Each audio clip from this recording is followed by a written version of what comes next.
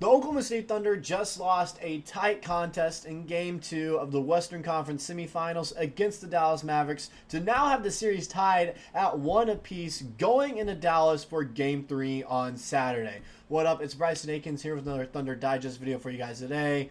Instead of telling you guys subscriber count or, trying to tell you guys to hit that like button, just going to tell you guys, just drop in the comments what you think the Thunder need to do better to respond in Game 3 here in Dallas if we want to go up 2-1 and potentially 3-1 going into Game 5 back home. And so that's what I'm going to tell you guys to do here, and we'll go ahead and get into my little breakdown on what really went wrong but what went well for the Thunder in this game, as there were some positives to look at for this game. First thing we're going to talk about. We're going to look at the Mavericks. We're going to look at what Dallas did tonight because I feel like their box score kind of tells the entire story or majority of it on how and why they won tonight's game. So we're going to look at this here. You're going to notice immediately, first at this in this box score, PJ Washington. 40 minutes played, 11 of 18 from the field, 7 for 11 from behind the arc. 11 boards, 4 assists, 2 steals, a block. He fouled out, but not before he recorded 29 points tonight. Are you kidding me? PJ Washington just dropped 29 points on us tonight here in Game 2. That's what surprised me the most, because when you see guys shooting like that for this Mavericks team, when you see him going off like that, tying the team in leading scoring tonight with Luka Doncic there, it's kind of hard to win when all their players are doing this. And you go down the line a little bit, Derrick Jones, 9 points. He went 3 of 13. He had an off night. But what he really excelled at was just passing the ball around a little bit. He was just kind of there creating space and being a big body defensively. I'm pretty sure I saw him get a little bit banged up too during the game, along with Daniel Gafford, who had 13 points, 7 boards, 2 of them offensive boards. I think they were second chance points too when he put them up. But as you can see there, he's kind of being a big body throughout the whole game. And then I think he went down a little bit with an injury. I think he went out of the game. Kyrie Irving also had an off night, 2 of 8 from the floor in 41 minutes played with 9 points. But he was moving the ball around well with 11 assists, and his plus-minus was +9. So that's a positive to look at if you're a Mavs fan on here or if you're just a Kyrie fan. And so he was passing the ball around. He was doing what he needed to do. And he is talking back and forth a little bit with the crowd, which kind of surprised me considering he had an off night from the field in general. But if you win, go ahead, talk. I know we were talking after game 1, so go ahead. Mavs fans, you have all the right to after this game. I'm not going to be salty about it. We're going to move on, though, from here. Luka, 11 of 21 from the field, 5 of 8, 29 points tonight, 10 rebounds, 7 assists. He was just 3 assists away from that triple-double, 3 steals and 1 block, which really surprised me. That really surprised me. Then you look at their bench. Tim Hardaway Jr., I don't know what happened. He turned into 2018 Tim Hardaway Jr. on the Knicks, dropping 17 points tonight, 6 of 10 from the field. That really shocked me. Derek Lively in 20 minutes played had 2 points, plus 18 plus-minus, though, as defensively he was doing well. He was just being a big body down there, kind of what Derrick Jones was doing the entire game. Then Josh Green, 11 points in 16 minutes played, 4 of 6 from the field. And then after that, nothing else really happened of significance for this Mavericks team concerning the bench. It's just their 8 guys that they were playing majority of the time came out and played. That's simple. That's all I got to say about it. Their 8 guys that they have, their 8-man rotation, they're all doing what they know they do well, and that they did them at a high level tonight. PJ Washington knows he's a streaky scorer, and that's what happened. 29 points tonight from PJ Washington, led the team. That's absurd when you look at it. He usually doesn't do that. He's usually good for 15 points. I'll give him that. He's a good player. He's a good third option.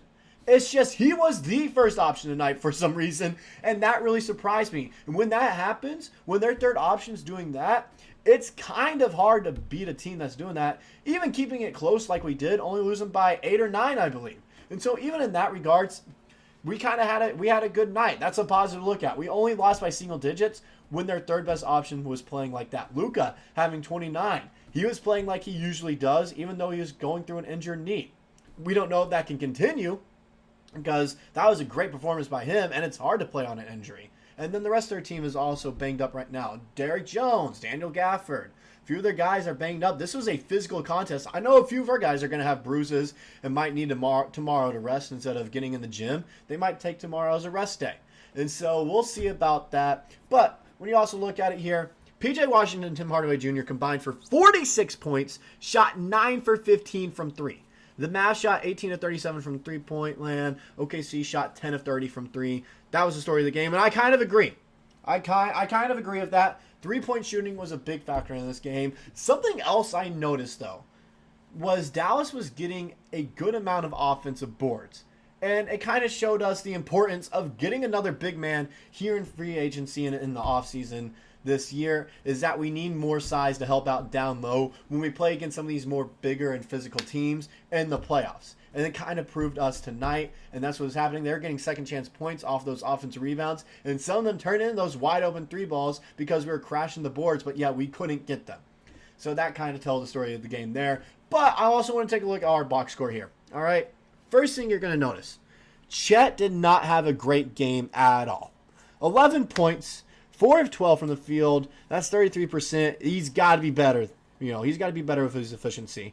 1 of 6 from behind the arc. That's horrible. We just got to be better. Rebound-wise, he only had 6 rebounds in 37 minutes played. You see what I mean there? He's not getting a ton of boards. Shai Gilgeous-Alexander led our team in rebounds tonight. He almost had a triple-double, keep that in mind. We're going to go and look at that. We're going to take a look at his stats in a breakdown soon here with the next graphic that we see probably.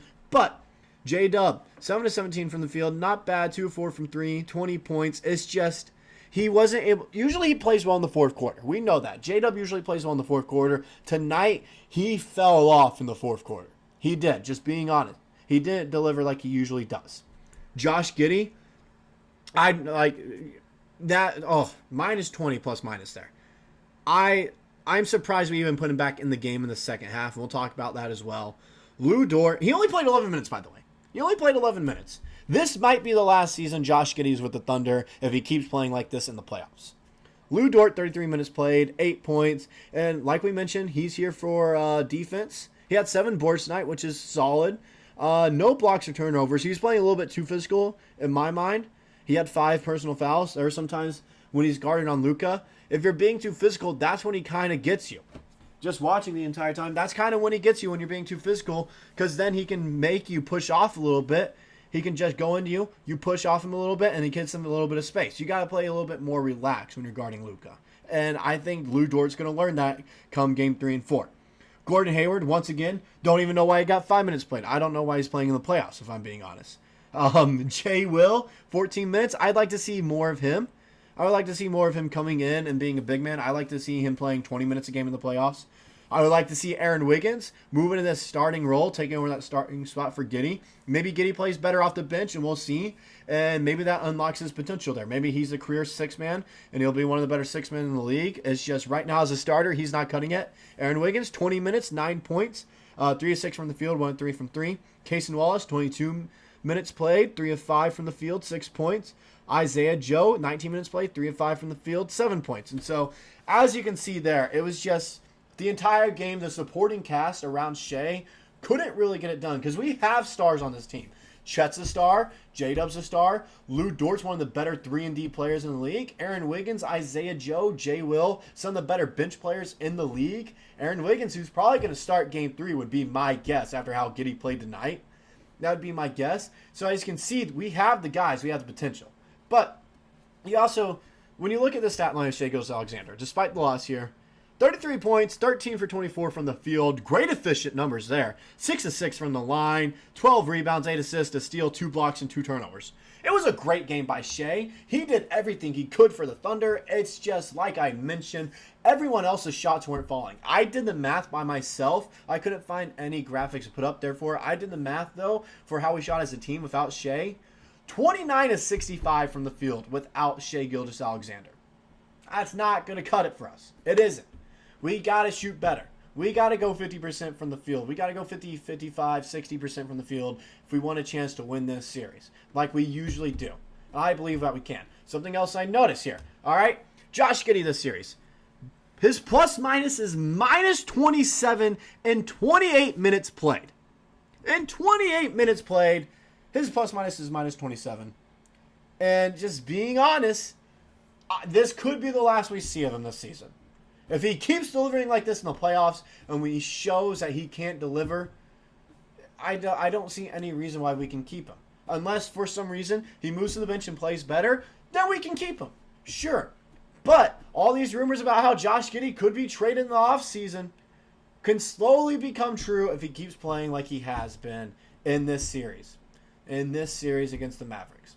We'll see. But it also comes with a silver lining, a bright side to it. As you can see here, Aaron Wiggins started the second half ahead of Josh Giddey on Thursday, which I completely agree. That's the right move. And before I finish this video off, because I'm running on here because there's a lot to talk about this game, I feel like, and you guys can tell me all the stuff I miss that we can talk about in the comment section after this. But I feel like Aaron Wiggins should be in the starting lineup ahead of Josh Giddey. I feel like he should be coming off the bench, and he should see decreased minutes, anywhere from 10 to 15 a game, and Aaron Wiggins getting 25 to 28 a game. I feel like that should be the plan going forward, and I think that's how we can beat the Mavs here in this series. But that's what I got for this Thunder Digest video today for this little post-game recap. Once again, like I mentioned, if I missed something you guys felt was important that we need to talk about with this game, drop it in the comment section. Let me know what we really thought we did well, what we didn't do well, and what you think Mark Daigneault needs to do with this Thunder team going forward. I'm Bryson Akins. I'll catch y'all in the next video.